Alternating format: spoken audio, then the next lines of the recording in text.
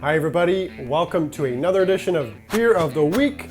I'm Garrett from Rolling Hops Beer Tours, and this week we are diving into a porter. We have a breakfast porter, and we're going to get into exactly what that means in just a second, but this one is from Indie Ale House in Toronto.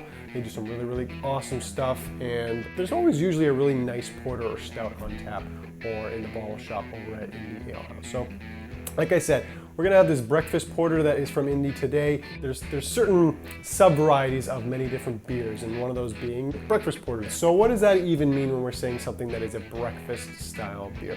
Well, for the most part, no one really knows. What? I'm just kidding. So breakfast style beers typically are very heavy with oats. Typically flaked oats is the big one that you're gonna see in these style beers. And why? Because it leads to this sort of creamy, silky smoothness. And that goes quite well usually with porters or stout style beers. With that being said, let's give it a shot. Breakfast, after all, is the most important meal of the day. Cheers to that.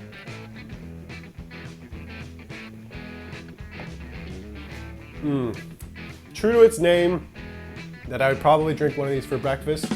Should you drink one for breakfast? Who's to say? I'm not gonna judge you, do it if you need to.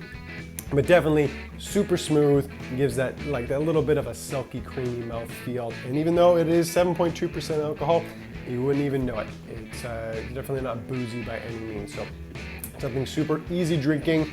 That's another edition of Beer of the Week. I'm Garrett from Rolling Hops Beer Tours. Join us again next week when we sample another one of our favorite beers from one of our favorite craft breweries. Until then, craft beer is here. Cheers.